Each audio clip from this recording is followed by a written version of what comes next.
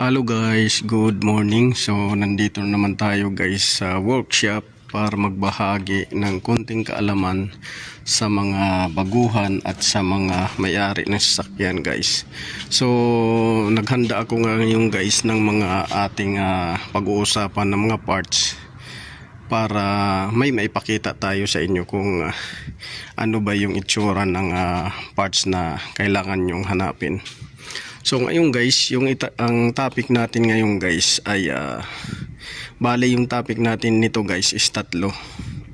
Yung hard start, tapos yung no crank, no start, at saka yung no start. So no crank, no start, una yan na senaryo. Tapos yung pangalawa, may crank pero ayaw siya mag-start. So pangatlo, yung hard start. So ano ba yung mga hanapin natin at saka i-check pagka no crank at saka no start, or kaya no start or hard start. So mayroong ibang senaryo kasi na no crank, no start. So hindi siya nagka-crank, di pa siya mag-start. Mayroon na bang iba na nagka-crank siya pero ayaw mag-start. Tapos mayroon namang isa na hard start, mag-start siya pero parang delay. So unahin natin yung no crank, no start. So yung no crank, no start guys, so mostly yung i-check ninyo guys kung no crank, no start. So i-check ninyo, siyempre ang common talaga natin na hinahanap o chine-check, battery kagad, battery voltage. I-check natin yung voltahe ng battery, tapos yung cranking voltage niya, yung holding voltage niya. Kailangan yung voltage niya is minimum of 12.6, ganyan, maximum 12.7, 8, ganyan, basta minimum 12.6. kasi kung sa mga computerized guys na sasakyan, hindi na andar kung mag hard start na siya kung halimbawa nasa ano na lang siya nasa 12.4, 12.3 hard start na yan. Minsan ayaw na talaga mag-start kasi may specific na binibigay yung manufacturer doon sa PCM nya. So ngayon, i-check nyo una ito doon sa senaryo na no crank, no start. So check ninyo to, holding voltage at saka yung cranking voltage nya. Tapos pagka okay naman yung holding voltage nya at saka cranking voltage nya, pupunta na naman kayo dito sa terminal. Check nyo yung terminal, baka maluwag lang, check nyo yan. So kung okay yung holding voltage, okay yung cranking voltage, okay yung terminal, mahigpit tsaka malinis, so punta kayo dito sa starter. So itong starter na to, may malaking cable to. Check ninyo kung may pumapasok ba na kuryente dito. So may pumapasok ba dito? Positive yan. Tapos ito galing sa ignition. Check niyo to, kuha kayo ng test light, check niyo to kung may positive na pumapasok. Kailangan 12.6 minimum. Tapos dito kailangan 12.6 din yung papasok dito, kasi ito sila supply to galing ng battery, parehas yung voltahe nito. So check nyo yan kung okay naman dyan na so check ninyo yung grounding nito tsaka yung jump wire nito, tapos yung grounding niya sa body nito. Makaka-corrosion kaya hirap mag-start, or no crank, no start. So ngayon sa no crank, no start, minsan may relay dito na starter relay. Minsan pagka nasunog yan, wala talagang crank dito. Pag nasunog yan, itong fuse box and relay assembly, pagka nasunog yung fuse, starter fuse nya, starter relay, pag nasunog yan, wala talagang crank at saka start. So check nyo yan, kuha kayo test light, isa-isahin nyo yan. Kailangan naka-ignition on doon sa loob. Isa-isahin niyo kung may mga busted na fuse at saka itong relay. Kung hindi niyo alam mag-check, kuha lang kayo ng ibang relay sa horn, ganyan. Sa mga lights, kuha kayo ng ibang relay, lipat nyo. So ngayon, kung ganun pa rin, wala kayong nakitang busted na fuse, wala kayong napansin na sunog na relay, tapos dito okay naman, may supply na voltage 12 volts itong galing susi at saka dito sa galing ng battery, tapos yung battery okay yung voltage. So i-check ninyo guys yung ito siya. Sa ibang fuse box assembly, walang ganito. Yung tinatawag nito integrated circuit fuse. So integrated circuit fuse to guys. Sa iba wala to. Kagaya nito, itong fuse box na to. Yan, wala yan. Wala tong ganito. Dito yan, diretso yan dito. Yang malalaking na yan. Kita nyo yung malalaking na yan, socket. Ito, yan, pinaka main. Yan. Yan, diretso dyan. Yung connector. Pero sa iba, mayroon dyan dito. Kagaya nito, sa Chevrolet to. Pagka ito, bumigay dyan yung para doon sa malaking voltahe na supply patungo sa starter. Hindi rin yan mag-start or magka-crank. Kasi, kapos na yung voltahe na papasok. So, na mapapansin nyo yan, may mga nakalagay dyan, 200 amps. So nakalagay dyan battery plus 80 amperes, 200 amperes, 100 amperes, tsaka isa 100 amperes. So naka-integrated to siya guys dito. Dito machi-check nyo yung wire. Pero ito kailangan i-check nyo rin to. Itong integrated circuit fuse. Fuse to siya guys, hindi lang terminal to na may fuse yan sa loob. So hindi natin pwedeng buksan dahil mababasag yung cover nito. Nasa nito, cover. So i-check nyo to kung lahat may pumapasok at saka buo yung fuse na to, lahat. So kasi pagka kinukulang sa system ng voltahe, hindi rin yan magka-crank at saka hindi rin yan mag-start. So ito siya, nakalagay to dito sa fuse box ng Chevrolet Camaro to na fuse box. So may terminal siya dito. Ito nakasuot yan dito. Ito yung pinaka battery. So dito papasok yung itong butas na to, papasok yung current voltage. Kaganyan yan, ganyan. Kaso ito siya puro fuse yan, yung kasamahan ng butas na yan, puro fuse. Kailangan ma-check ninyo yan kung may pumapasok din dyan na mga kurente. So tuloy tayo guys. So kasunod guys, ito shifter knob. Ito minsan pagka failure tong shifter knob, minsan dalawang senaryo. Nagka-crank siya pero walang start itong shifter knob na to. Yung iba naman talaga hindi talaga magka-crank, hindi magka-crank, hindi mag-start. So kailangan ito ma-check din ninyo itong condition ng shifter knob control nito para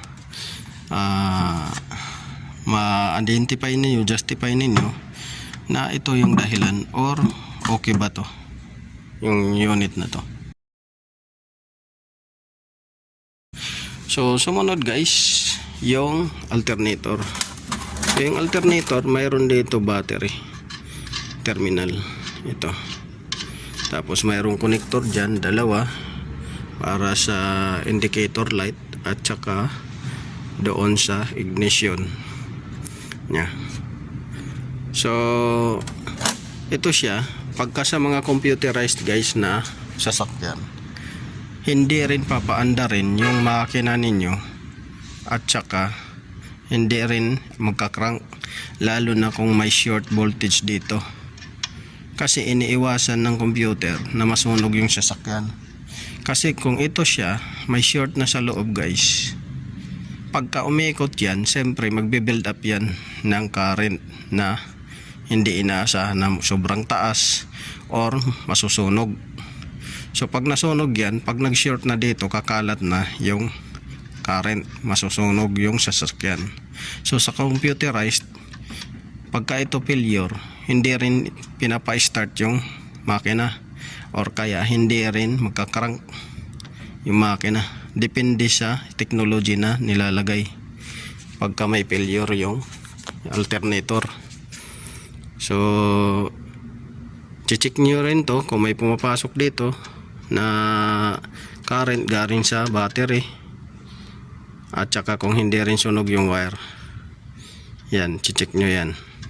Tapos ngayon pupunta naman kayo sa, kung halimbawa na check na ninyo yan, check na ninyo, tapos na check na ninyo yung mga kable dito, check na ninyo yung kable dito, yung battery feed supply na 12 volts, tapos dito na check na rin ninyo battery supply tsaka ground, na check na rin ninyo, pati itong starter battery supply nya na check na rin ninyo, tsaka ground tsaka ignition, tapos itong fuse box na check na rin ninyo. So punta kayo sa computer, so magbunot lang muna kayo ng negative, ito negative, tapos i-try ninyo bunutin tong socket ng computer box, kasi minsan mayroon dyan naglo-loss contact, napasukan ng tubig o kaya nag-loss contact.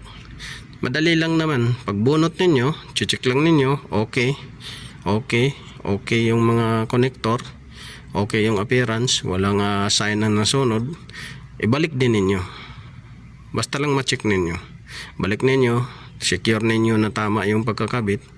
So pagka okay yung pagkakabit, ngayon punta na kayo sa, kung ayaw pa rin mag-start or ayaw pa rin mag-crank or crank start, ayaw pa rin mag-crank at saka start, so punta kayo sa may scanner. Kung may scanner kayo, kung computerized yung ano ninyo sasakyan, gamitan ninyo yung scanner.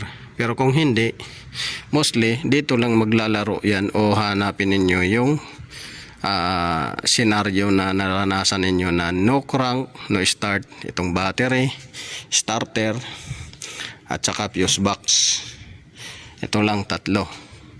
So battery, starter, fuse box, tapos yung supply doon sa ignition, yun, aandar na yon itong ano na to. Kasi sa mga old school, ito lang ang tinitingnan, battery, tapos starter, fuse box, tapos punta sa ignition switch, yun lang.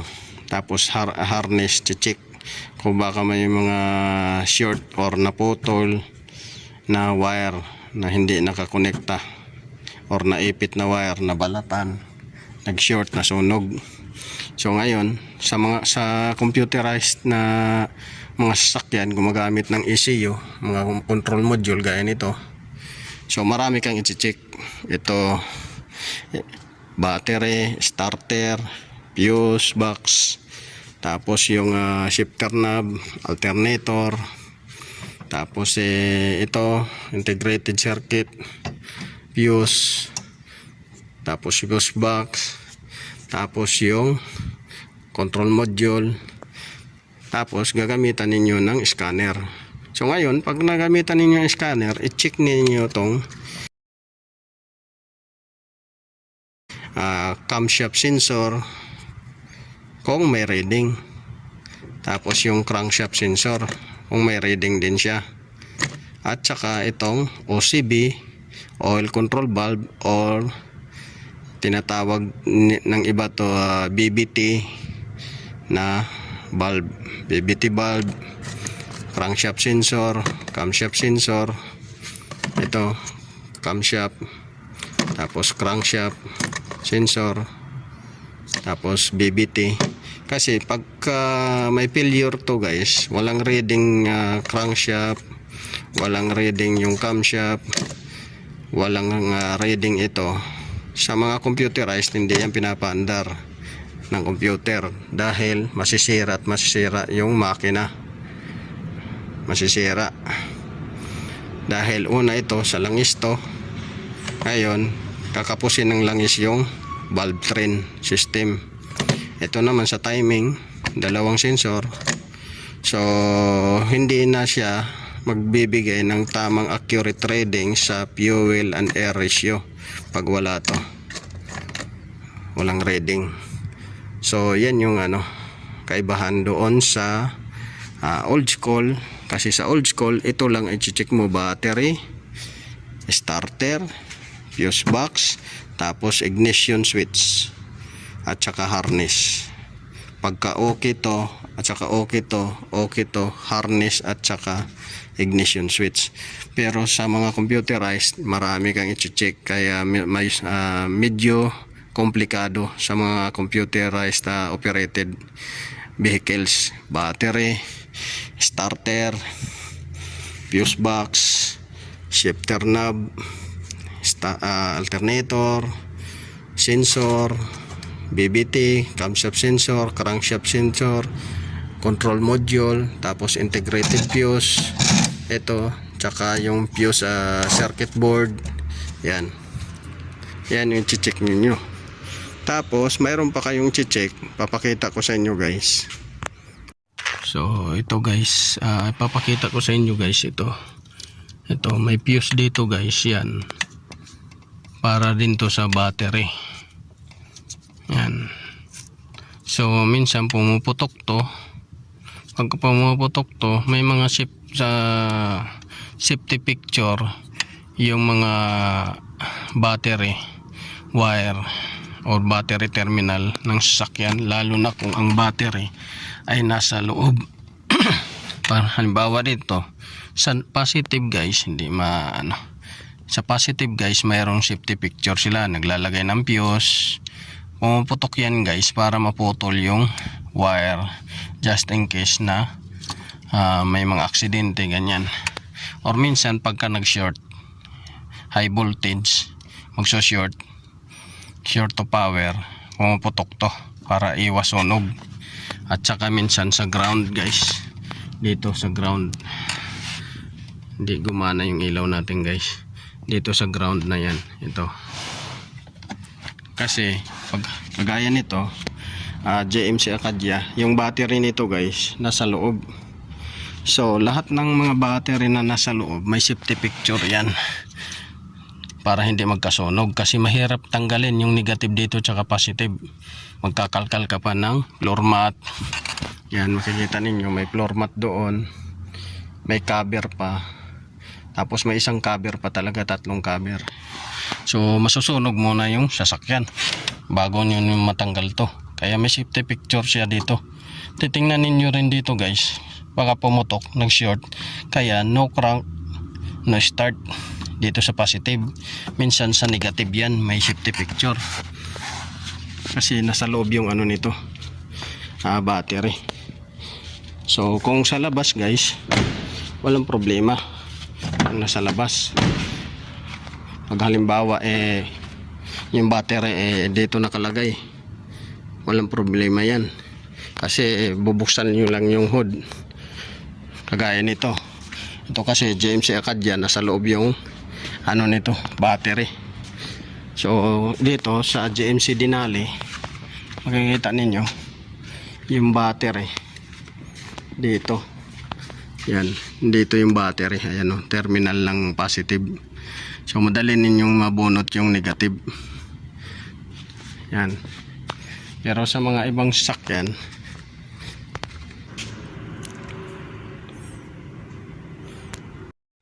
so yun lang guys, sana may nakuha kayong konting kaalaman sa tinuro ko na no crank, no start na senaryo. So doon naman sa with crank but no start, minsan ang titingnan lang ninyo halos magkapareha doon sa dalawang senaryo, no crank, no start. Tapos yung isa, no start lang. Dito lang kayo, battery, kasi kung ang battery low voltage, no start din yan, at saka no crank. Pagka starter naman, kahit na mataas yung voltahe nito, no start, dito rin ninyo titingnan kung matino yung battery. So halos itong sa common vehicle, old school, itong tatlo na to, halos magkaparehas lang yung checking ninyo na gagawin. Tapos doon sa ignition at saka wire. So yun lang guys, sana nakatulong ako sa inyo guys sa binigay kong video, at naway magkaroon kayo ng kaalaman dito guys, lalo na sa mga baguhan guys.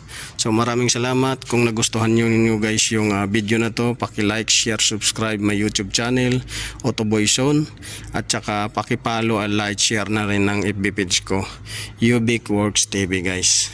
So sa susunod guys, magbibigay uli ako ng ibang topic, dahil ngayon ang topic natin no crank, no start.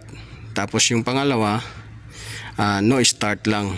So sinasabi ko nga, halos magkaparehas lang sila ang i-check mo sa mga old school. Ito, tatlo. Tapos mayroong hard start. Sa hard start kasi nag-start siya, pero hard start, minsan ito rin yung check ninyo. Ito, tapos starter, fuse box. So sa hard start, battery, starter, at saka fuse box. Kasi nag-start naman siya, so yun ang i-check ninyo. Yung secondary na yung ignition, baka naglulos lang doon, kaya kinukaw lang ng voltahe. Pero mostly sa no crank, no start, ito tatlo. Tapos pang-apat, ignition at saka harness. Pero sa crank, nagka-crank lang siya pero ayaw mag-start, so chichik rin ninyo ito. Tapos doon sa hard start, chichik din ninyo itong tatlo na to.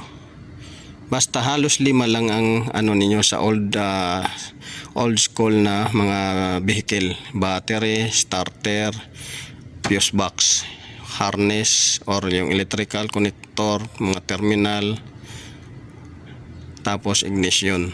So yun yung Pero kung halimbawa hard start, nag-start siya tapos tumakbo guys yung sasakyan, nakatakbo na 1 kilometro, ilang kilometro, tapos biglang namatay guys.